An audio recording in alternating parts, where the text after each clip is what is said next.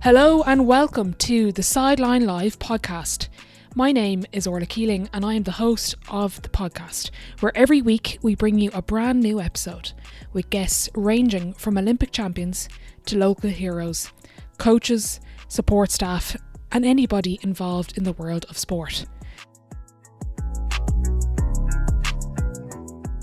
Each week we will dive into different topics, including current affairs in sport, identity, skill, mindset, coaching, and also shine a light on those flying under the radar.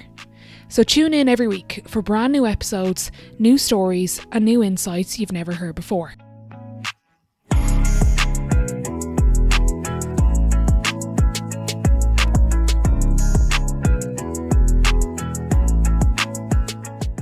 Okay, delighted to be joined by Joan Kehoe. Joan, you wear a lot of hats. I'll allow you to introduce yourself.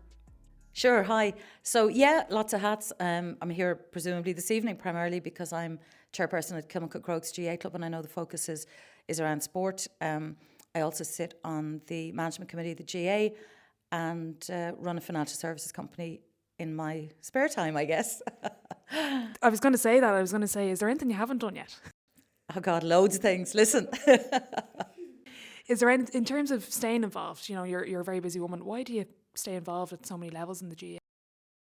Oh, I think the GA is so important to Irish society, to communities. I think, listen, every sport is really important. You know, I happen to have kind of grown up with the GA and I grew up in Wexford, so hurling was a big focus when we were younger, hurling and camogie. Didn't have ladies football actually in our club, and it only came to the club probably about 10 years ago, which is really interesting. So grew up in that sort of GA world. You know, my cousins all played for Wexford and all that kind of stuff, you know, that you see. That's pretty typical, I think, of lots of people who grew up in rural Ireland. So, you know, every sport is really important. But what I love about the GAA is that community piece, that volunteer piece, the fact that it is everywhere. There are over 2,000 GA clubs in Ireland. And I think every single one of them plays a role, whether you're a big urban club, whether you're a small, tiny rural club struggling to survive, you still play a role. You play a role in bringing that community together, you know, and there's a job for everybody. There's a place for everybody. And I think that's really important. So the GA for me is probably an area where I think there's so much opportunity for people to get involved and create a place. And you hear a lot of talk now about how people are lonely and people are struggling. I think, you know, one of the beautiful things, if you look here in Crokes, for example, you can come in here at 4, you can come into the nursery, you can stay here until forever. We have a guy who's, you know, 90, who's still involved with the club. We have, you know, a men's shed, we have a choir, we have a cycling club, we have all kinds of stuff that have kind of spun out around the club. And you see that happening all over the country. So for me, I think it's really important. Don't begrudge a second of it, and more than happy to be doing it. When did the role beyond playing and coaching become obvious to you within GAA of getting involved, whether it's club committees or all those different things you've mentioned there, cycling, and when did you become aware of it? So listen, I think you know, from the minute you get involved with the GA, you're always aware of the fact that stuff happens in the background. People are marking pitches, they're picking up balls, they're doing coaching, they're driving kids to training, they're doing all kinds of stuff, right? So I think growing up, I would always have been very aware of it. You know, personally here, I moved to Dublin when I was probably 18 or 19. Always lived on the south side. You know, great for me, didn't have to change my colours. I'm from Wexford, so I have never had to change my colours, which I really like. Strategic thinking at 19 or 20, yeah, absolutely. But then, look, settled down in the area, you know, bought a house in Stillorgan, had 5 kids, and, you know, they all grew up in the locality, got involved with the club. So, you know, initially, I think when my oldest guy was here, I was a pretty young mom at that stage, I suppose, and, you know, was working long hours, working hard. Honestly, you don't really appreciate the effort at that stage. I was really one of these people who went to matches and dropped him off for training and did a runner. That's really how it worked. I think then, you know, as the others came along and you really started to see what was happening and get an appreciation of the effort that was involved, you know, I blame actually my second one who's Aoife, who was here and I hadn't got involved at that stage. And I remember she had a guy, Tony Greer, who had coached them the whole way up like pretty much with one or two people helping him, but, done the lion's share of the work. And he had a meeting with the girls and the parents one evening on the side of a pitch and said, look, we can't continue with this unless we get more help. So I'm standing there keeping my mouth shut now, let me tell you. And she sticks her hand up and goes, oh, my mum will help. I'm like, oh, Jesus. But anyway, that's where it started. So got involved then, with Tony kind of helping out. And I'd never call myself a good coach, but helping out with that team. And it sort of evolved from there, right? I've been with, a couple of different teams then as different ones of them have gone up, and always in a sort of a support role. Helped out with the Dublin Miners 1 year, or 2 years actually, did 2 years there as the FLO. And then increasingly became more aware of what was happening in the club here. We had a chair before me, Kevin Foley, who, extraordinary guy, did an incredible amount of work here in terms of, and a lot of talk at the moment around integration and what have you. But he did so much work here with a group of people that he pulled together on an executive around turning this club into a really, really functioning one club model. So Kevin was the one then who really roped me into getting involved on the executive and, starting to take a more significant role within the club. Talk me through your journey through leadership to the GEA. You're now on the executive management of that as well. That process, I know you're involved in the Club Players Association, which disbanded a number of years ago as well. Just getting involved at club level, but also national level.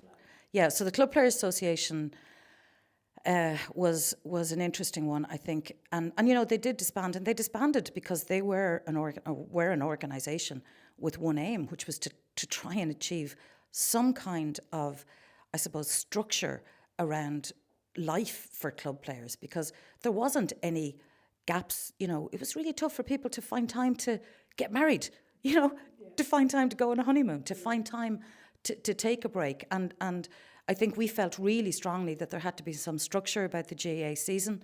Now, COVID, I suppose, intervened and probably accelerated that solutioning. And listen, is it perfect? No. There's probably some tweaking that can be done. But you know what?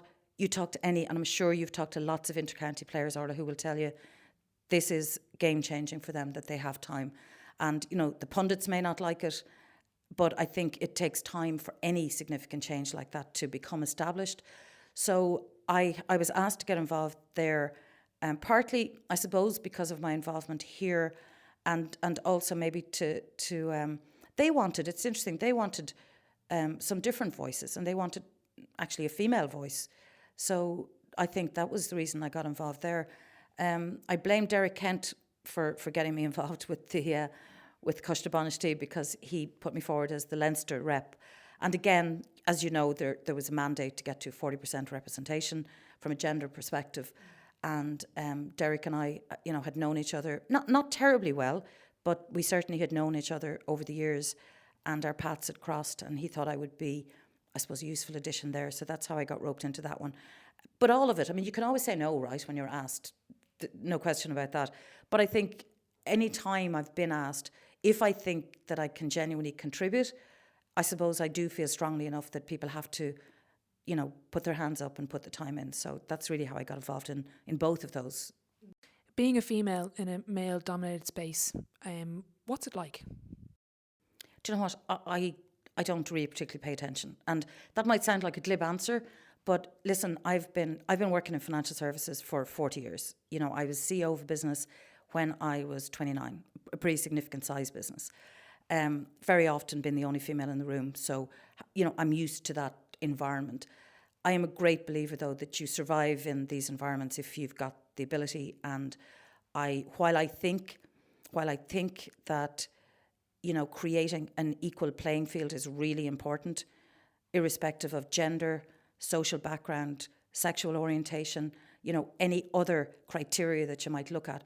To me, I hope it is increasingly becoming an irrelevance. It definitely wasn't, and I was a bit of a novelty, I suppose, back in the day, being, and often, it was a topic of conversation. I think increasingly it's less of a topic of conversation.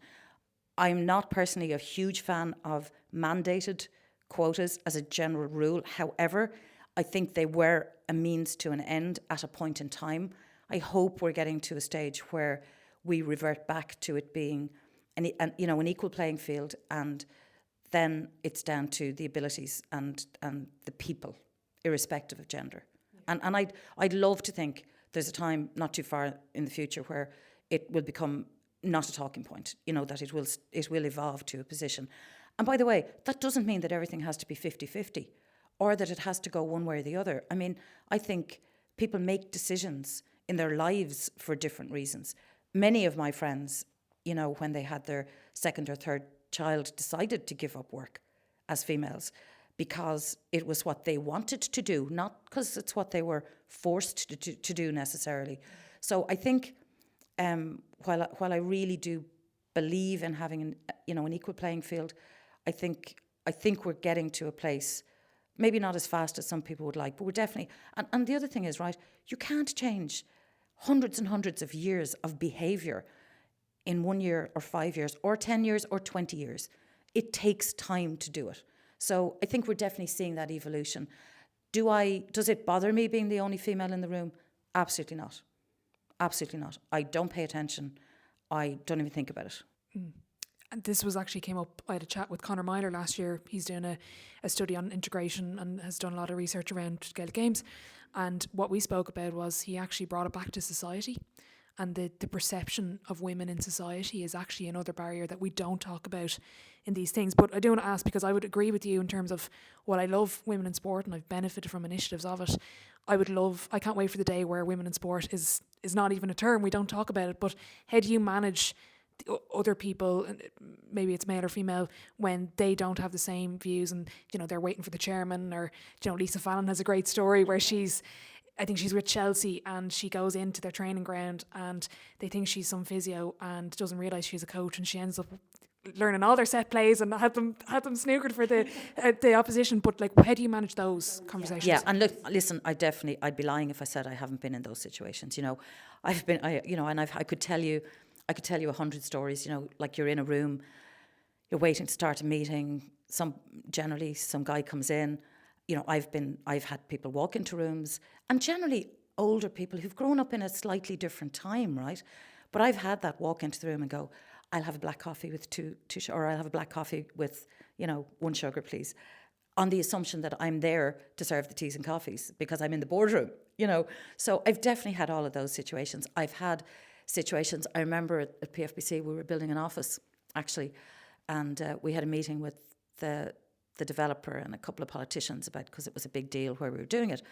And again, I remember this guy walking in and we were sitting there and everybody that was attending the meeting was there.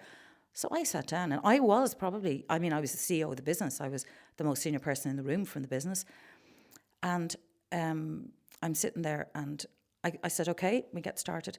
And actually one of the guys stopped and said, sorry, are we not waiting for the decision makers to arrive?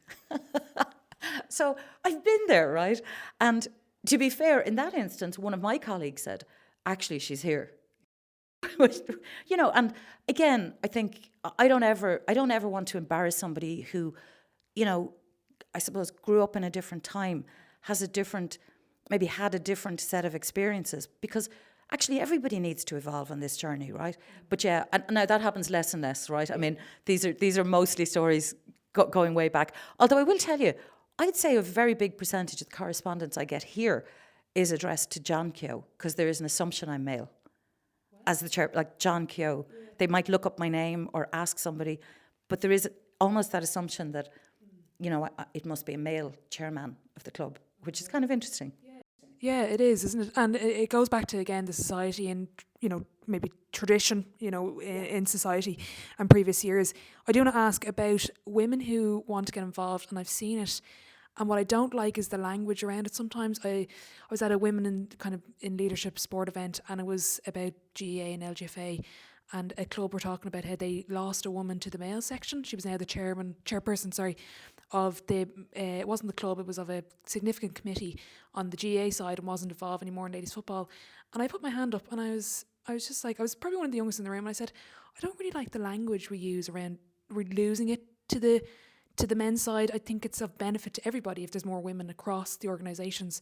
So when I looked at amalgamation, I don't want to spend the whole time chatting about that, but what are your thoughts on it? Actually, and what was the answer? What answer did you get to that? people in the room agreed with me. They said, that's a really good point. And I said, look, I think it's brilliant that there's a woman. I think she then subsequently had progressed to the maybe chairperson of the club. I forget the club, but it wasn't in Dublin. And they said, you know what, that's a great point, that it's about women leading women. I said, what about the experience she'll learn on the men's side and bring back to the ladies section of the club? We haven't thought about that, and the language we use around it all, this losing, See, it's funny. Well, I don't like that language for starters. I also don't like the idea that women are there to lead women. I think women are there to lead, as men are there to lead. I mean, would anybody ever say, if a man moved from, and we have lots of that here, like we have some incredible guys coaching teams here who played at a very high level, who are now coaching in the female side of the game. Both our senior camogie team and our senior ladies football team are both coached by guys who played at a very senior level. So I agree with you. That language to me is that thinking, actually. Never mind the language. The language is just reflecting the thought process. But I think that thought process is completely wrong. I think it should be about women leading and putting women in positions of leadership, not about women leading women. And I think the idea that you are cross-contamination, like the point you're making, the cross-contamination of working maybe with and often in clubs, right, the reality is, if you look at this club, right, I think camogie was established here in, the 70s, ladies football in 1996. So there are decades of experience sitting in the hurling and the football sections here that we need to learn from.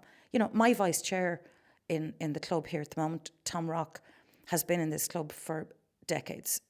He has learned, he's forgotten more than I will ever know, I would say, about being involved in running a GA club. He's a hugely valuable resource for somebody like me coming into the club, right? So I think it needs to be thought about differently, because if it's thought about differently, that language will disappear. I actually think that's something that's going to have to be thought about really long and hard as we move towards integration. I think that whole idea of defined roles within the LGFA, within the Camogie Association, and indeed within the GA. We've had a lot of talk about amalgamation, whether it's finances, whether it's pitches, facilities, which I think is a really big talking point that maybe probably isn't getting enough talking point, and plenty of other things. But for you, what's not been talked about that will be a barrier to it happening, do you think?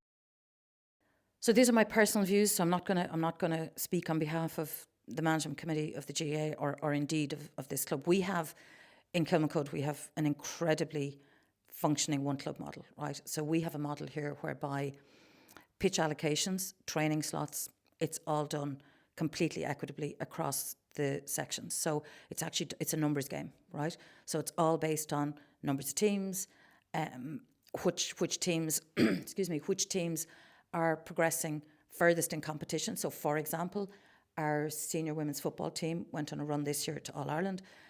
If it was a wet week and there were only a couple of slots out there on the main pitch, they got precedence over everybody. That's just how it worked. The previous year or 2 years ago, it was our men's football team. And there was nobody training out there on, horrible wet nights because you're tearing up the pitch. But if there was one slot available, they were getting it. So it is really working well here. But, and this is something people don't talk about too often, it took, and I would give credit where it's due, Kevin Foley and many of the members of our current and previous executives, they were the people who really pulled this thing together. But what I think about it is, that took us, I'm going to say that took us, if we're being honest with ourselves, probably took us 5 or 6 years to get to a point from when we started talking about really behaving as one club to actually functioning as one club. And they're two very different things, right? And what were the stumbling points? It's a long-winded way of answering your question, but I think it's kind of relevant, right? You mentioned them. Facilities, money, governance, all of those things, right? All of those things. And it was really difficult to get that right. Look at things like the cost of registering a player with the LGFA or the Camogie Association versus the cost of registering and ensuring a male, boy or man on the GA side. It's night and day. It's night and day right now for a reason, because historically the numbers were much smaller. It had to be funded somehow, But trying to equalise that across a club, let me tell you, was no easy thing to do, right? It had to be really thought about. It meant bringing club finances together. It meant a huge amount of transparency from all of the sections around money and around how things were being run and all that kind of stuff. So you multiply that and you talk about that on a countrywide level as it relates to the GAA, the LGFA and the Camogie Association. And it is absolutely something that needs, and there are work streams going on, and there is a lot of work going on behind the scenes that probably isn't surfacing as much. I do think it was a mistake, personally, and these are my personal views, to put a date of 2027 and create this, I think, somewhat unrealistic perception that we were going to magically have integration by 2027 without really hashing out all of these things: governance, finances, facilities, right? And they are the biggest things. And, in many ways, the GAA, it's not like merging three businesses. I often say, businesses can fail, but GAA clubs are so important in their communities that you really need to try and not let them fail. And I think the GAA, the LGFA and the Camogie Association all fit into that category. We can't afford for this to fail, but everybody has got to be grown up about the conversations. Yeah. And they've got to acknowledge that you cannot simply just slot the three together and continue as you are with the same cost base, with the same model. Just can't work. So there's a lot of work that has to be done around recognising what that's going to look like and what that's going to feel like, and maybe plotting a path to integration over, I think, a slightly longer time. That's just my view of our experience here in Kilmacud Crokes, which has been massively positive. And I think you talk to anybody. I actually heard your podcast with Jackie Hurley recently, and I know she mentioned the fact that we're a one club model, and as somebody coming into the club with her kids, she sees the benefits of it because she has both. She's a boy and a girl, and I think it's really good to hear that feedback actually from somebody who's come into the club and can see the benefit. But it was a process, and I think across the country there's a lot of thought, a lot of really hard questions need to be asked and answered before we have true integration. I think we can get it in parts, we can move towards it, but it's not an easy thing to get to, given where we've come from. Definitely. And I even, this is not my club, but I came in this evening, drove up, and I look on the main pitch, and it's I don't know if it's adults or underage camogie team on the senior pitch. Absolutely. And that's not reflective of every club in the country. I do agree with you about the hard questions, hard answers. I hear sometimes these hard questions being asked and the answer being the word amalgamation, and I'm like, well, the amalgamation will be the same number of pitches and the same facilities that we don't have enough of, particularly in ladies football. No, 100%. And by the way, there's a government role to be played here, right, that we need to really think about. If you think about it, right, many GAA clubs, older GAA clubs that have been in existence for donkey's years, they were built for men to play hurling and football by men. And there are many clubs around, I'm sure you've been in them around the country, where you have to walk past the urinals to get to a toilet, right? They were never built to think about the idea of having this, maybe the same number or more or whatever, of female teams in on the sites, right? There's a massive infrastructure project and cost that actually, quite frankly, it's going to be really, and this is where I talk about finances and all these things, it's going to be really difficult for the GAA to fund the type of infrastructural investment that needs to happen to fix clubs, to get them fit for purpose for male and female use and occupation. And I think that's something that hasn't really been talked about enough. You've seen the report recently in terms of what the GAA contributes, which again is not something that's talked about enough. The actual fiscal contribution that the GAA as a whole makes to the exchequer, right? I mean, there was a big article in the paper the other day about how GAA clubs get, I think, $2 out of every $5 of funding, or €5 of funding that's issued by sports capital grants or whatever it was. Can't remember what the headline was, but the headline was really misleading because it does not take into account the number of people that play the sports. When you combine them all, yes, you can look at the statistics around the individual, but when you combine football, hurling, ladies football and camogie, handball, when you combine all of that and you look at how many clubs, how many people are playing these sports, and by the way, I guarantee you, if you were sitting here talking to somebody who's the chair of a soccer club down the road, they would tell you the same thing. Facilities are not there for women, and that's just a reality. So, I think that's a piece that has to be talked about. There has to be a societal investment in getting this right and making it work. Because, on every statistic you look at, ladies football and camogie are growing very rapidly. I think ladies football might be the fastest growing sport in the country in terms of participation. And if you look here as a microcosm, when my oldest daughters started playing, there was one senior football team. Last year in championship, we'd 4.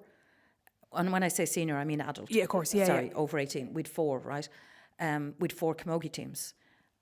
We had, I think, maybe 2 or 3 minor, and as you go down now. So what's happening, which is really encouraging, is we're actually probably not taking in that many more kids every September into our nursery. Okay, it's grown, but it hasn't grown exponentially. What we are doing is we are retaining.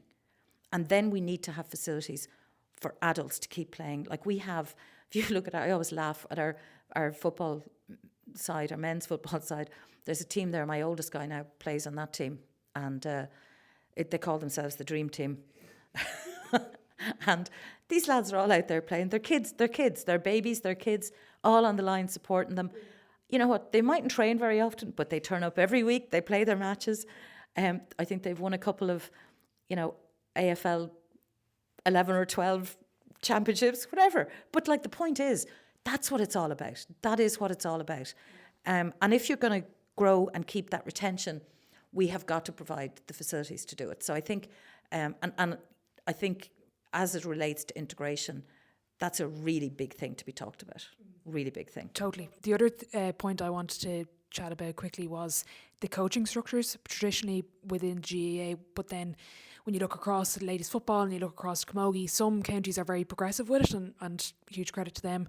I think Dublin probably dropped the ball a little bit on that on the ladies side of it. The other part of integration is those coaching structures and implementing them. Like I look at the 2002 model that the men's implemented, and obviously found so much success with the 2011 to 2023 era. Yeah. But even when you look across the ladies, what do you think should be implemented there from a structural point of view?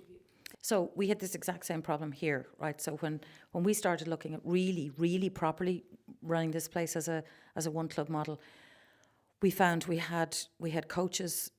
So we had a GPO, 2 GPOs, one very focused on football, one very focused on hurling, and they used to give X hours to ladies football and to camogie. Can't remember what the specifics were, but it was very much they gave them the hours. That wasn't their focus. So one of the things we've done here, Niall Corcoran's our director of coaching here, really experienced guy, and we've a couple of people, one full-time, one part-time, who help him out, who are here as well. They're phenomenal. So we started to talk to him and think about, as we created that role, right? And listen, we're fortunate. We're big enough to be able to create that. I know not everybody is. And the GPO structure has really helped with growing Gaelic games. But our numbers were so big here that we couldn't have those lads out coaching teams. Because if they were coaching teams, they'd be out all the time, every night of the week. You can't have somebody working every night of the week coaching teams. So what we did was we created a model here, which was coaching the coaches, right? And what we looked at, and when I say we, this is the royal we, right? Yeah. Really Niall and the lads looked at the core skills that are, I suppose, uniform across the codes, right? There are then, I suppose, mechanical and technical pieces of it, whether it's, soloing or whatever, that you've got to, but the core basic motor skills, right? They go right across from underage. So there's been a huge amount of focus here on coaching the coaches. There's been a huge amount of focus on that athletic development up to the point and including where it makes sense to do it across the board, and then moving out into the more specific technical skills elements of it, right? And actually, that's been run across the club. The lads don't really think about whether they're coaching, a bunch of lads who are going to be out with the ladies' football or out with the men's football at underage up along. And then there are some specific bits, right? And there are certain times where a particular team is on a run and they need a bit of extra support. So I guess that to me is the model. You've got to have really good coaches, and you've got to create an environment where they are trained and able to go out and coach. So I think in Dublin, you referenced what went on with that 2011 to 2023 cohort, and there's a little bit of probably a rebuild going on a little bit at the moment. But that was a big investment and kind of thought process. But there was, and John Costello was phenomenal from a Dublin County Board perspective, phenomenal, right? But it takes money to do that, right? It's very hard for the LGFA or the Camogie Association, with the resources that they have, to invest the same amount of money into that multi-year process, right? And I think that there's nobody who's not doing their best, nobody who hasn't done their best. Some counties have done it better than others. If you look around, you can see, what's happening in different counties. But to me, there's a huge opportunity there, and integration will play a role in this. And you mentioned the word, or I mentioned the word earlier, cross-pollination, maybe off mic. But the cross-pollination is going to be really important in that context of skills and coaching and training. So realistically, if the funding is there, let's take Dublin for an example, hurling football, ladies football, camogie, all have a paid director of coaching in each, and probably a paid performance / athletic development in each actual strand. So there's then 2 directors paid in each over the 4 streams. Across them. And that kind of equality starts to pay dividends, in my view. But it's really difficult with the way it's structured at the moment. So, and they're all things, by the way, that have to come into consideration in the context of what we mentioned earlier, which is the financial discussion, the infrastructure discussion. All of those things are going to have to be ironed out before you have, in my view, an actual, integrated GAA. And when I say GAA, I mean a Gaelic Athletic Association family, which is everything and everybody. My mum, I always mention on the podcast, she doesn't play GAA, wouldn't really know much about it apart from me and our family getting involved. But we went upstairs for coffee one of the days, and she was there a few minutes before me, and she said, "Orla, I can't get over all of the things that are here for the community. As someone who plays GAA, all I see are the pitches and the stuff." But then she was pointing out the swimming pool and the tennis and the 100 other things that were listed on this sheet in front of her. And she said it's a community hub more than a GAA club. And I've never probably, because I've been so focused on the GAA and where the pitches and the grounds and the dressing rooms, I never saw that. But she really pointed out, and it's probably, she hasn't been to a lot of GAA clubs, and she'll say that herself, but she said it's probably one of the main ones she's seen. Like, how did that become about here in Crokes? Yeah, well, the swimming pool's closed now for the last 12 or 13 years for lots of different reasons. It was actually council run at the time, but it sat on our site. But really, I think we're one of a few clubs that actually created a Kilmacud Glenalbin sports club. So we actually created an entity that went beyond the GAA. So the tennis courts are out behind us here. So there's tennis, and what's happened over the last number of years is then that has all evolved into, you're here this evening. You can see every room is booked. There's all kinds of we can probably hear the dancing. We can hear the dancing crew in the main function room there. But there are, to that point, there's yoga, there's dance classes, there's there's a choir, there's a cycling. I think there are about 100 members in KC Wheelers, which is the cycling club, and actually there are people of every age. But actually, a lot of those folks, when you've stopped playing and you've stopped coaching, maybe you get involved with the choir or the cycling or the yoga. Donny is our resident yoga instructor. He used to coach camogie and he's been around the club forever. Great guy. And I think, there's a shop here that sells gear. And we had a bunch of ladies who just retired this year who ran that shop we had an evening here for them about 2 or 3 weeks ago, but they've been out there for 30 or 40 years running that shop. And it really is just to I suppose, have that sort of place that kids can come, get decked out. I know Diane Cummins has taken it over with another crew of people. She may never answer the phone to me again, though. She has already warned me about that. But, every step of the way, as people come through and step down, somebody steps in. We have a really active, Ciara Brown has done a massive amount of work on our inclusivity programs across the club. We have an All-Stars program that runs here on a Friday evening, and our senior players, get really involved with that. And we do our best when there are events here. So when there are camps here, summer camps, we actually turn this room into a quiet space, a sensory room, effectively, to facilitate having kids who can then be part of as they can, and when they need time, do something different and step away. So Ciara's done a massive amount of work on that. All of it, I suppose, has evolved from, I suppose, the club growing and people coming in and seeing gaps and trying to be part of it. But actually, it has been really successful in terms of looking at, the Village Cafe. You mentioned you were up there. The guy who runs that, and that is leased out. It's not Kilmacud Crokes Cafe. It's the Village Cafe that he runs there. He's been here for a very long time. He is a huge part of this community. And mornings, lunchtimes, the place is full. I'd say he knows everybody that comes in there. We have a men's shed that launched here about, I might get this wrong, probably 2 years ago. First morning it launched here. It was a Monday at 11 o'clock. And, we'd a cup of tea or whatever set out. We thought we'd get, 15 or 20 people. I think the first morning, 70 lads turned up. They're fantastic. So they're doing work around the place. They're, part of what they do. They do their own things, obviously. That's what the Men's Shed organisation is about. But for us, it's been phenomenal because they help us out. Stuff that we maybe don't get to, they spot, like they'll do painting. They'll fix like the paddock, which is the small all-weather we have over there. The hoardings, the foam was coming off. They'll go and fix all that. They're really involved up in Laura Lynn, which is one of our adopted kind of charities. There are neighbouring, we have pitches up in Silver Park, up top of Leopardstown Avenue. So we, we are very, I suppose, collaborative with Laura Lynn, given the work that they do.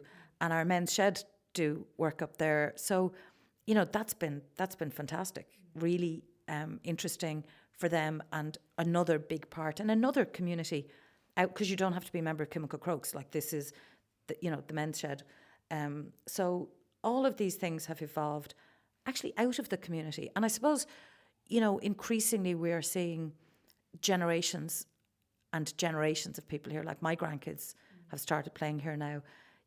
There are people whose grandparents, great-grandparents, that's where we're at now with the club. And that's really important in terms of, knitting a community. But then you want to have your doors open to anybody, because people move into the, you said you live in the area. Don't worry, I'm not moving them. Not asking you to. We do no recruiting, let me tell you. Despite the rumours, we do no recruiting. I had to throw that in there. I do want to ask, for all of the great things that are going on, and there absolutely are, what are the challenges that are facing a club like Crokes? Look, I suppose we're an urban club. We're in the middle of Stillorgan village. Land is at a premium, so we have 3 pitches.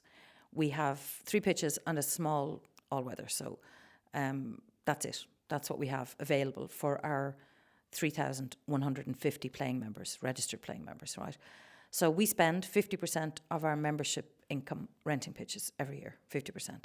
So we hear lots, you hear lots of commentary about Crokes. And listen, everybody loves to hate the big clubs, and everybody loves to, whatever. But, you hear all the, loads of money. Listen, yes, we bring in loads of money from our membership. We do.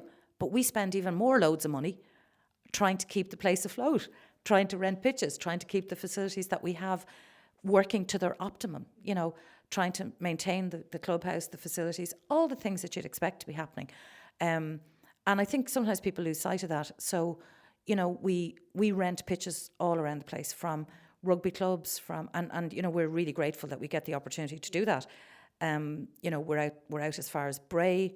We're all over the place renting pitches, just to keep our teams having a training slot and being able to continue to train. And that's a real problem. That's a problem then that feeds into other things. Like it's obviously a logistical nightmare. I am on record as saying the people in this club that I have the most, I don't know whether it's sympathy or respect for are the pitch coordination team, the pitch allocation team. Like, they sit down every week, and it is loaves and fishes trying to allocate. And, to your point, you're saying there about the senior camogie team, I think it is, that are out there on that particular slot this evening. But you're constantly trying to give people enough slots, but mind the pitches so that you don't put them out of action for months, right? Or weeks. If you train in really bad weather, you can cut up a pitch and put it out of action for 3 weeks, and that's depending on temperatures, and can't always guarantee that here. I'm a real expert now on what temperature it needs, by the way, to keep grass growing, something I never knew before I got involved here. And that team, do a phenomenal job. And then linked to that, we have, again, all volunteers. We have a bunch, Liam O'Flaherty and Frank Rutledge, Kevin Foley. There's a bunch of guys that are on our pitch team, our pitch, I suppose, maintenance and playability team. These guys, and I'm actually on that. So we're up here, if there's for example, good example was the Camogie Sevens, which are held in the summer, right, 2 years ago, where, I'm not joking you, we got rainfall that night, overnight, that I've never seen. It was ridiculous. We came up here, 7 o'clock in the morning, we're up here walking the pitches going, oh God, we can't play. There were pools of water. You're trying to get onto UCD, you're trying to get onto other clubs, you're trying to get a few hours until the water sinks down enough that the pitch is actually playable. So these are all people that put in unbelievable amounts of time and effort to try and keep it functioning. But facilities, if you were to ask me what our number one problem is, it's facilities. But that then leads into finances, right? Because trying to pay that rent and then pay to maintain our pitches, because you've got to put thousands of tons of sand on these pitches every year. All these things to kind of keep them functioning. You've got to aerate them, you've got to, line them, you've got to do all these things. So that's the biggest single problem, I think. The rest of it, right, the governance, is becoming increasingly onerous. But again, we've a new treasurer. We had a treasurer for a lot of years, Trish Lloyd, who did a great job. But again, Sinead Carey's taken over as treasurer here. She's another one who actually will never answer the phone to me again. But I think what's really, really interesting about that is that we, the rest of it are processes and things we can figure out, and we can make them work. Interesting statistic: we have 1,000 Garda vetted volunteers here. So we make everybody who does anything. If you sit in a committee, if you're involved in a team, if you do anything here, you have to be Garda vetted, right? And we're pretty religious about that. But again, we have somebody who, at each section, who monitors that, and then it feeds up to Kevin Bannon, who sits on the executive and controls it for the whole club. Think about the exercise of making sure that all those people are vetted and re-vetted and going through the tracking process and all the rest of it. So all of that stuff you can make work with, with people, with volunteers, but the actual logistical exercise of dividing the loaves and fishes that are our pitches. Very hard to say fishes and pitches actually in one sentence. I didn't realise that till just now. But actually, that's just the biggest challenge that we have. It's really hard, and I think, it's hard because it's hard for people to understand it. If you're coaching a team, and it gets rained off, and you've nowhere else to go, you're like, what the hell? But that's the reality. How do you find the outside perception of Crokes, the super club, I knew you were going to ask me that. Everybody asked me that. I had to ask, but as someone, I'm not from this club, but how do you find the whole talk around Crokes? Yeah. Do you know what? I think there are times where, most of the time, it's kind of, I suppose, water off a duck's back. You kind of, you expect it. We're a big club. It's easy to throw stones at a club like ours. And I think, but there are times where it's excessive, right? There are times where I think it can kind of grate, because we know what happens here. We know the community we have here. We're not a big anonymous club. Yes, we've big numbers. That doesn't make us any less a community. It doesn't make us any less and I hate to use the word family, but in many ways we are. I talk about, like, my kids, 5 kids have all come through the club.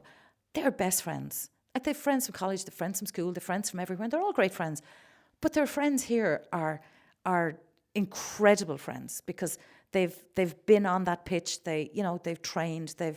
And I think for me, sometimes all of that gets lost in the big club rhetoric. And now, don't get me wrong, there's the odd time we'll use it to our advantage.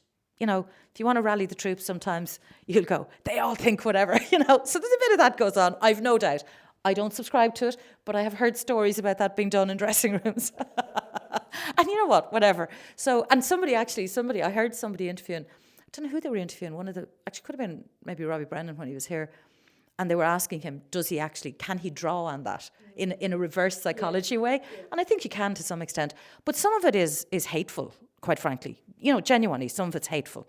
I think, you know, we all know the situation with the All-Ireland, I suppose the inadvertent having an extra player on the pitch or whatever. And the vitriol. I got hate mail here. Hate mail. People went to the trouble to put a stamp on envelopes and post hate mail into this club, which to me is absolutely extraordinary that something like that would happen. So yeah, we're aware of it. Of course we are. We're not stupid. We see it, we hear it, and we're an easy target because of our size. But I think the only thing I would say is that, you know, we're of the scale we are because we don't ever want to tell some kid who comes down here on a Saturday to join our club, you're not big enough, you're not fast enough, you don't look like you're going to be a good player, so why don't you rock on up the road to some other club, right? We want to do what the GA has done forever, which is our doors are open to anybody living around here who wants to come and play GA, wants to come and play Gaelic games. That's what we want to do. We do not want to get to a stage where we're restricting our numbers because we have to restrict our numbers. So we don't put a flyer out in a school. You will never see a sign around here saying we're open for enrolment for our next nursery intake. It does not happen. It is organic growth in our area. And like I said to you earlier, increasingly many of them are kids of people who've played here or grandkids of people who've played here or been here.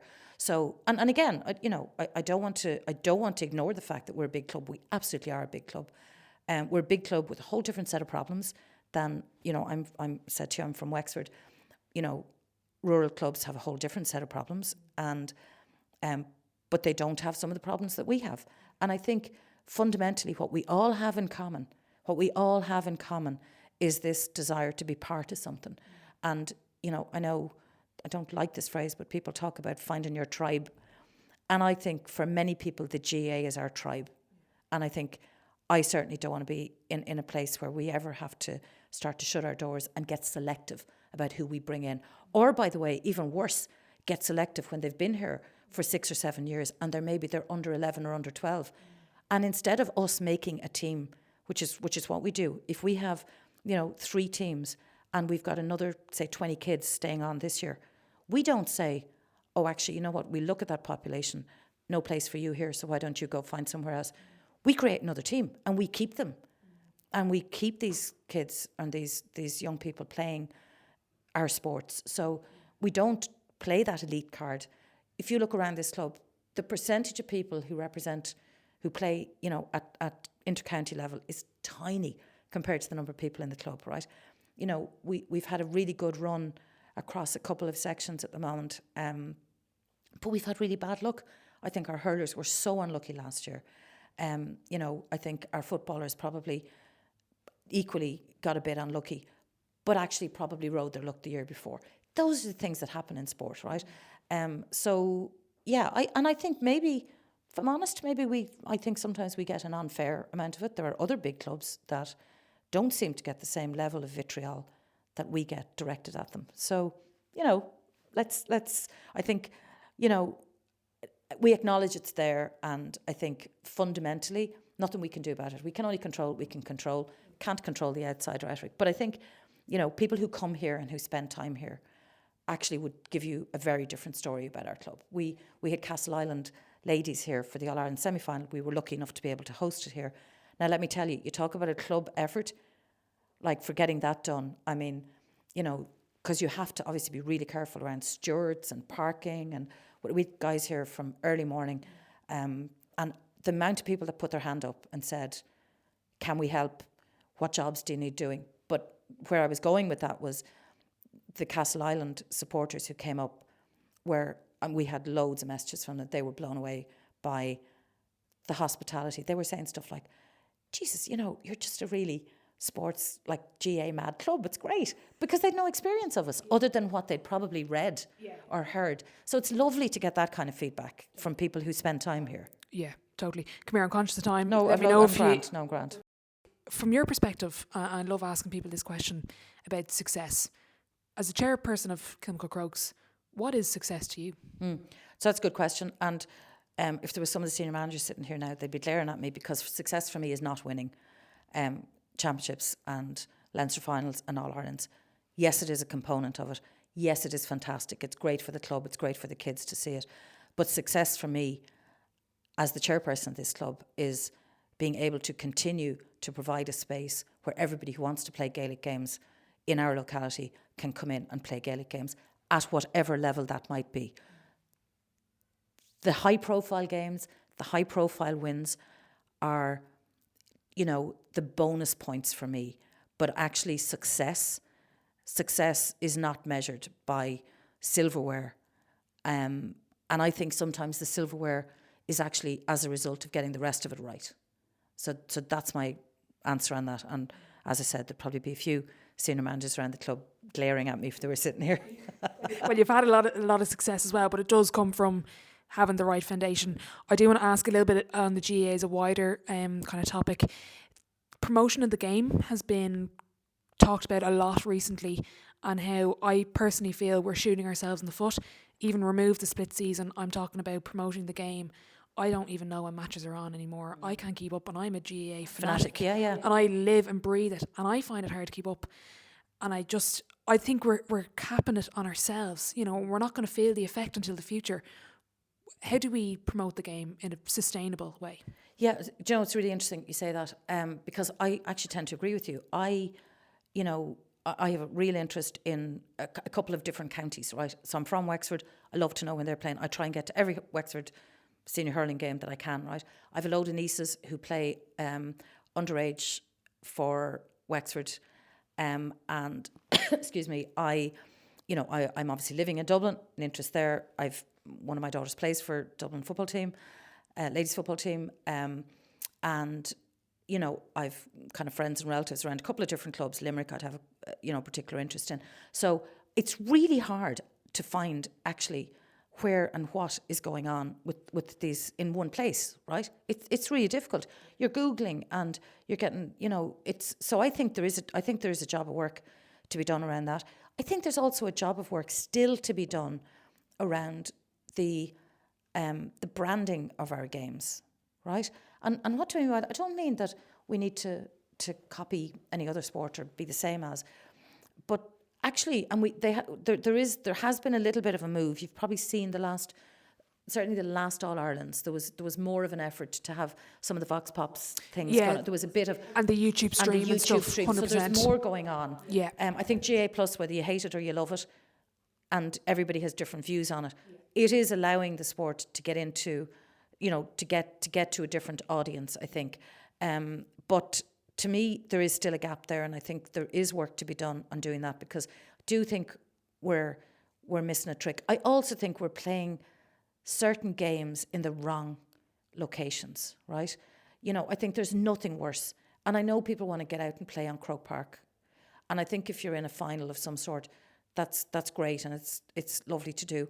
But there's nothing beats playing in a full stadium somewhere where there's noise and there's, So I don't know. There's a and it's something we talk about actually around the Coiste Bainistí table is, how to drive that engagement, how to drive that, and like using smaller venues for certain games. You've seen, I'm sure you've noticed, there's a bit of that starting. But the Leinster game's been happen. moved. There is a bit of that starting to happen. All of that, I think, as a result of recognising that we do need to do a better job. And we have such great games. Like I bring, over the years, I've brought clients to Croke Park, and hurling in particular, they're astonished by. Like, I remember one year we had a bunch of clients, and they were French and Australian and English, and they were blown away. I think it was, I can't remember what game it was one of the drawn All Irelands. Was it Tip and, can't remember, Tip and somebody, but they were blown away, absolutely blown away, that they were like, these guys don't wear like protection, they don't have like pads everywhere, and they don't, it was really, so I think there is definitely, we have some of the greatest games in the world. If people, and actually if people have gotten, I think people have gotten a bit lazy, right? I'll be honest. I think people have gotten a bit lazy. I think, when I was a kid, we used to trek up to Dublin for every game Wexford played. We'd get on the train in Enniscorthy with your ham sandwiches, and you'd head up to invariably be beaten by Kilkenny. And you trek back down again. But families did that. So, there are a lot of distractions. There are a lot of other sports. There are a lot of competing sports. But I do think, I agree with you, I think we do need to do more to promote and retain that pride in our games, and maybe reinvigorate that pride in our games. Yeah. And I'm assuming as well with GA Plus, like eventually it'll be hopefully streaming every game. There was a lot of comments around Dublin versus Offaly wasn't streamed. Yeah, look, at the moment there's an infrastructural kind of issue that needs to be happened or needs to be fixed. So I think we will get there. Yeah, we will get there. I do want to ask, from your perspective, how do you balance it all? From your time management of everything, all the hats you wear. Like, for anyone listening, I think I've just met the busiest woman in Ireland. Like, how do you balance it all? Nah, you know what?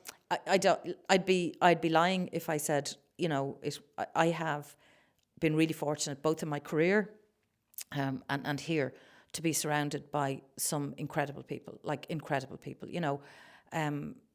people who put in huge amounts of time and effort, and honestly it just makes me look good. Like I honestly think that, both in work and here, having really good teams of people around you, it's like any team, but particularly I think, yes, I do. I put in time and I'm happy to do it. But I think that only works when you have the right people around you. And I've mentioned lots of them during the course of this. There are dozens and dozens more that I could mention that put in, a huge amount of work and effort here. And I think that really that's what it's down to. And, whether that's, I think in lots of cases, that's just good fortune to be in a place that there are really good people who are willing to put in the time and effort. And I think, somebody asked me this in a work context recently about, some event I was at. And, I just said sometimes actually you can just get really lucky with the people around you. And I think that's probably the biggest thing I would say. I have a equation, luck equals preparation multiplied by opportunity. And I'd say to kids as well, I'm like, just prepare, because you never know when that opportunity will arise, and just keep going. I get the sense while you say lucky, I think the harder you work, the luckier you get. Yeah, people do say that, but I do think as well, though, there is an element of, and maybe luck is not the right word. It's probably good fortune. It's good fortune to be, around good people. I think that's really what I mean, maybe more than just luck. It's the good fortune to be around really good people who, and I think who are very aligned. This is getting a bit deep now, but very aligned philosophically on what it means to be in a GA club, part of a GA club, and keep a GA club going, right? And similarly in work, I think that's an important alignment. If you have that, I think it just makes it all so much easier. And there's days particularly when the kids were younger, like there were days where you did nothing right. I did nothing right in work, I did nothing right at home, and you're thinking, oh God, and that's just life as well. And I think you just have to, one thing I think I do, and it's funny you talk about giving advice to people, I always say this to people, and particularly I do a good bit of mentoring, mostly female mentoring, and one thing I always say to people is, and we're very bad at this sometimes, anything that's happened a second ago, you cannot change it, right? So don't sweat it. That's not to say that there's times where you do something that you don't have to apologise, or you don't have to, that's all a given, right? But actually you can't change it. So maybe you need to pivot, maybe you need to apologise, maybe you need to actually just move on. But I think that's really important, because I think you can spend an awful lot of time looking backwards, and it can really damage your ability to move forward. And it's just one piece of advice I do give people, particularly in a work context, but it applies equally, I think, everywhere. Totally. Yeah. I love asking people this question, and love to see from your perspective, what separates the great players from the rest of the pack? What is it? What is it? I think it is it's a want, it's a desire, it's and an ability maybe to focus and work harder. But you got to want it. It comes down to that. You want to be much abused phrase. You want to be the best you can be. I think the great players have that, and they're willing to put in the effort. Like you see in every walk of life and in every sport, you see people. You see kids here. We would see kids, and how many times have you seen this happen? At under 10, the best kid on the pitch, running riot up and down the pitch, making a fool of everybody around them, and by the time they get to 16, they've dropped off. Some of it is because people have caught up, but actually often it's because they haven't persevered with that desire to continue to improve and be the best. So I think it's a mindset thing, because it's not always the most skillful that are the most successful, particularly in a GA context. So clearly there's a skill element, and you've got to have the natural ability. But I think it's a want and a desire that makes them different. Apart from a degree in how to grow grass on a GA pitch, what's the biggest lesson you've learned from sport? You know what? How to lose.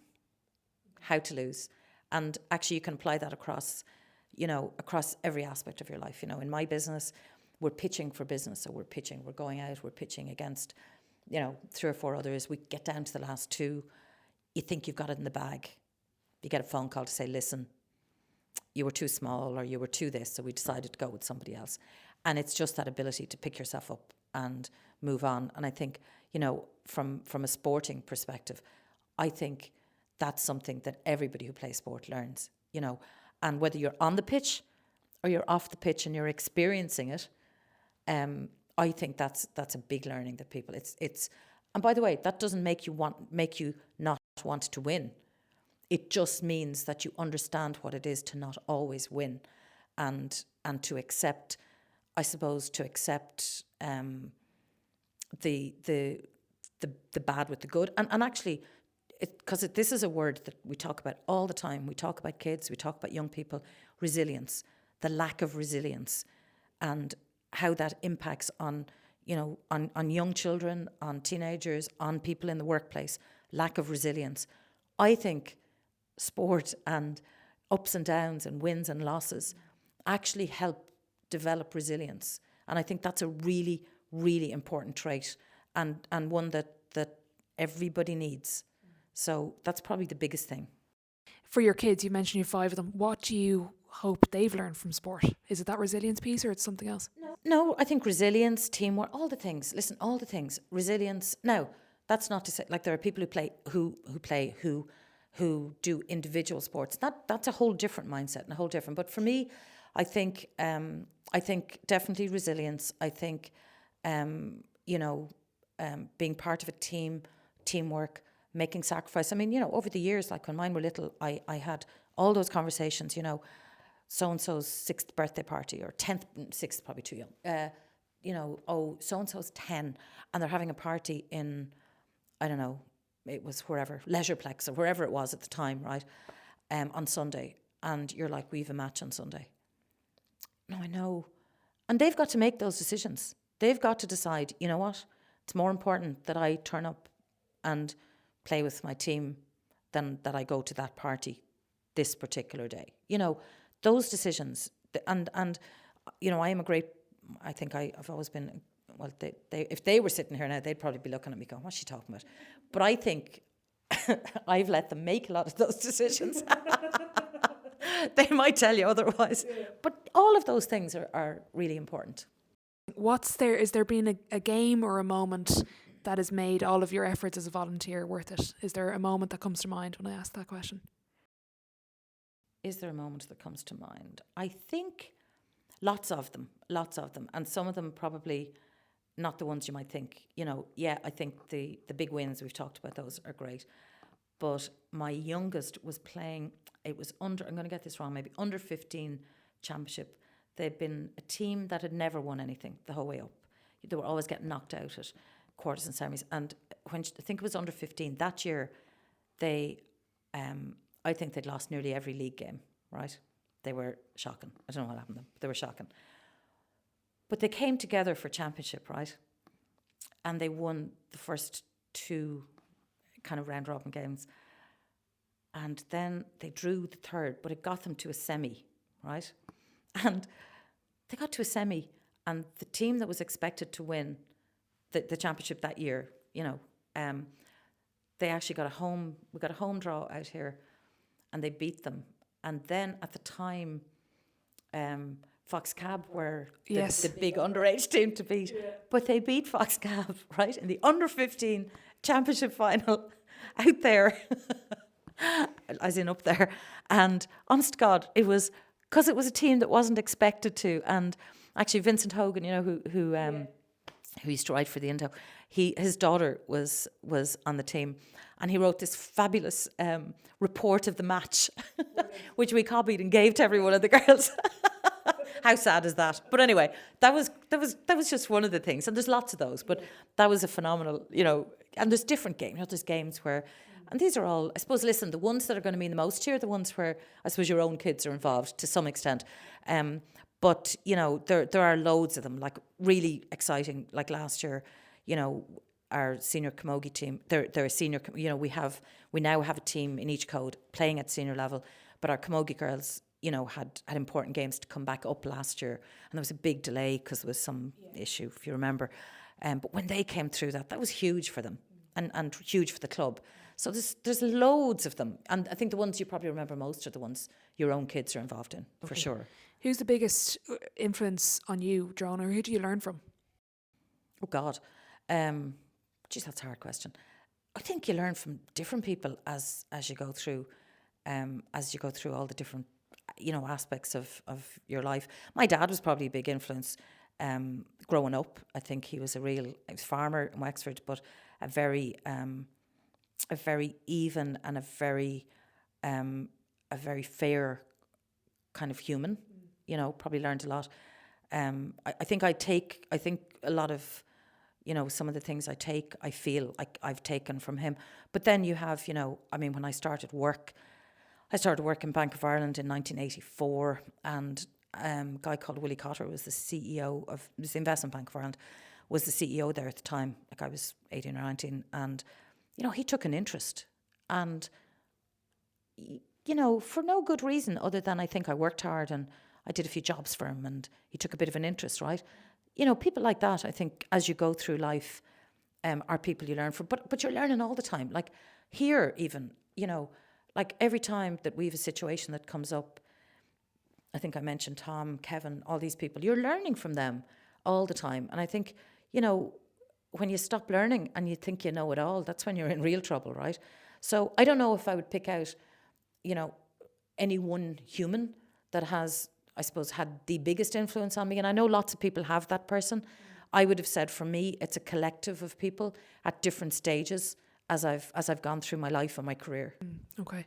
In terms of whether it's people or athletes, what's the biggest barrier to people with potential reaching that potential, do you think? I think it's access. It's access to the right support, the right coaching. And some of that comes back to your socioeconomic background. I think it's really hard. It's really hard for people who don't have family support, if you want to play any sport at the highest level. And even, what does that mean? How many GA players, for example, do you talk to? And when they talk about being kids, what do they talk about? They talk about their kids, their parents driving them to training, driving them to matches. Absent some of that support, it becomes a bit harder to keep going and to get there, right? And I think that's across any sport. I mean, swimming, if you don't have somebody when you're a kid to drive you at 5 o'clock in the morning, you're not getting there. You're not getting there. Yeah. So I think it's lack of support, and I think then that evolves from the family into, structures. I mean, when you hear what some of these professional athletes get in terms of stipends, I mean, they are stipends. They are not enough money to keep anybody functioning. Now they're improving, but that needs to keep improving to keep people competing at the highest levels that they can be. And I think as a country, I'm not sure we've done a great job on that. Okay. Do you think we'll go professional in GAA? Is it inevitable? I don't think it's inevitable. Again, this is a personal view. I think the amateur ethos and the volunteer ethos in our sports and in our communities and in our clubs is hugely important. I think there needs to be an acceptance that there are skill sets and supports that we need to put in place. But I personally hope that we do not move away from that amateur and volunteer ethos. I think it is so much a part of who we are. It's in our DNA. And that is not to say, because, I am hugely supportive of trying to support these athletes as much as we can and create an equal playing field across the codes. But personally, it's not something I would like to see happen. And I don't think it's inevitable. Okay. In terms of your Crokes legacy, not to get rid of you just yet as chairperson, what would you love for your legacy to be within this club? Geez, I'd love to be able to get a few more pitches.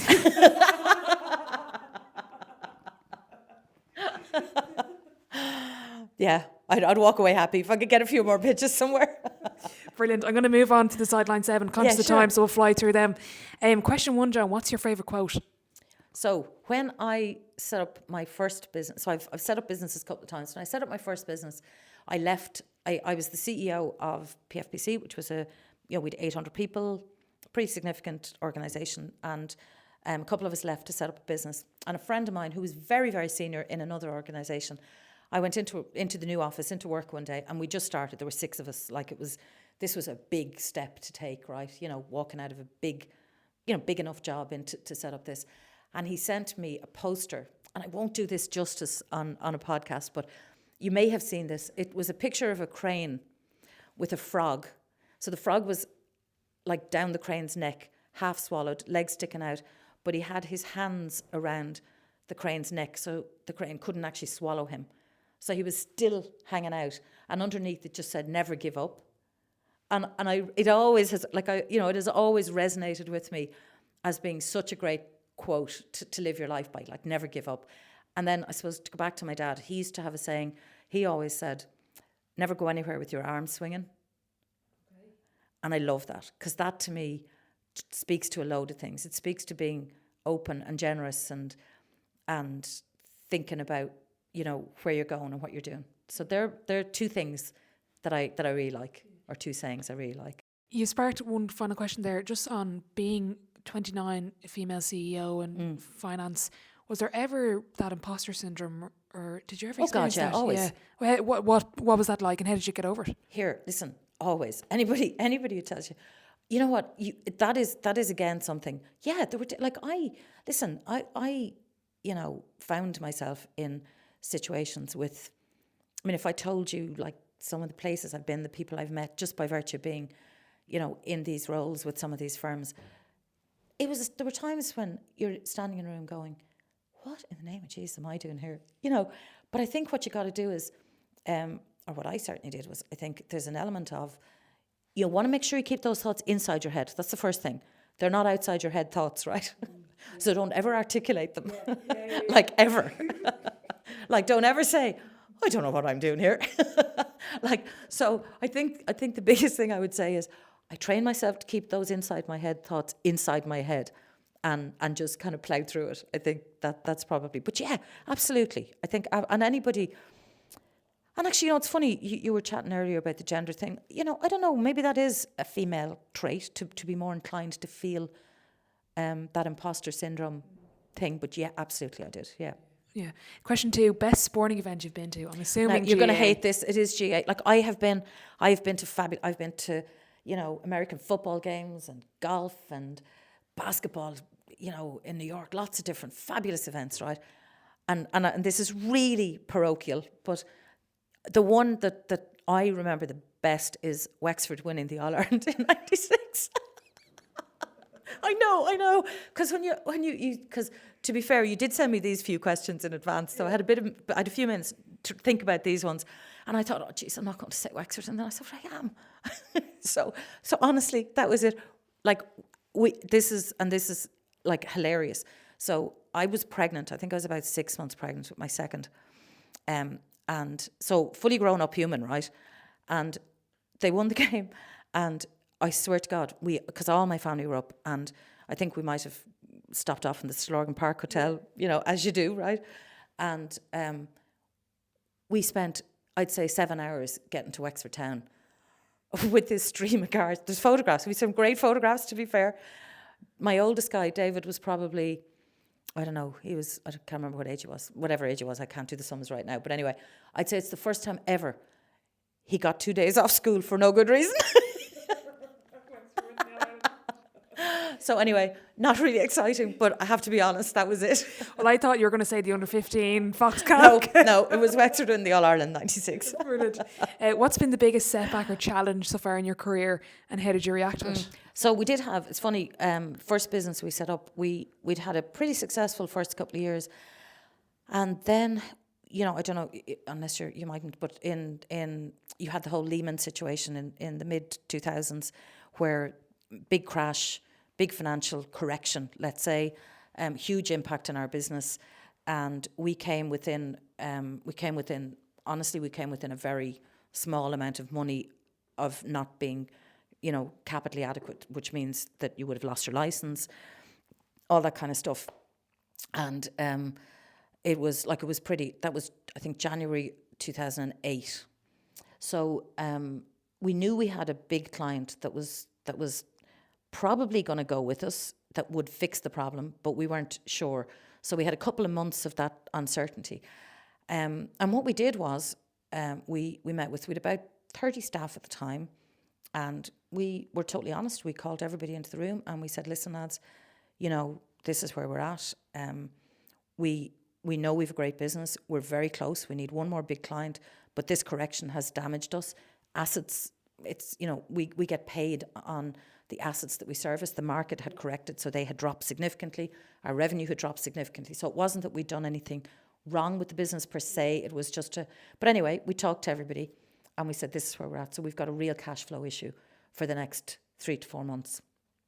And we just want everybody to know and whatever. And anyway, what came out of it was that honesty prompted all of our staff to say, listen, we were paying pension contributions, we were doing different things. It was a small amount of money, relatively speaking. But they came and they said, right, we're all going to waive our pension contributions for 3 months. And there were a couple of other things that they were going to waive. And that couple of $100,000 was the difference between us keeping that business going and not. So I think the first thing was hugely stressful, but actually openness, transparency, honesty was the only thing that was going to get us out of that. And the solution didn't come from me, it came from the staff, because we were open with them. So that was a real lesson learned. But that's probably the toughest, kind of career point that I've had. Yeah. What's easier, running a GA club or a business? Oh, business. Jesus, definitely. What's been your biggest achievement to date, in or outside of sport? In or outside. Listen, anybody who's a mum is going to tell you it's your kids, right? Now, Jesus, if they were here, they'd hate this. They would be going. They'd all be looking for a bucket, right? Every one of them. But listen, I think anybody who's a mum is going to tell you that, if you can raise your kids, my kids are all adults now, and I think if you can raise your kids to be decent human beings that you kind of like hanging out with, I think that's a result. So that's probably the biggest achievement for sure. Brilliant. And a couple of All-Irelands there as well. Oh yeah, a couple of All-Irelands in there, yeah. Looking back, what advice would you give your 18-year-old self? I think I would say, enjoy it. Don't sweat the small stuff. And it'll be all right. Brilliant. Who would be your dream dinner guest and why? Yeah, I was thinking about, Jesus, there's any number of people. I'm not going to say somebody from the GA world, right? So you can stop. So I was thinking about this actually. There's loads of people. There's loads of people I'd love to. I think Michelle Obama would be really interesting because I'd love to get her perspective on the Barack Obama years rather than his, if that makes sense. So I think that'd be really interesting. She has a podcast now with her brother. Yeah, that's right. Yeah, I've listened to a couple of episodes. So I think that'd be really interesting. Yeah, that would. Yeah. The final question before I let you go: if your life was a book, what chapter would this be called? Age doesn't matter. Brilliant. She says as she hobbles out of the room. Brilliant. Joan, we'll leave it there. Thank you so much for your time. Really appreciate it. You're very welcome. Thanks a million. Cheers.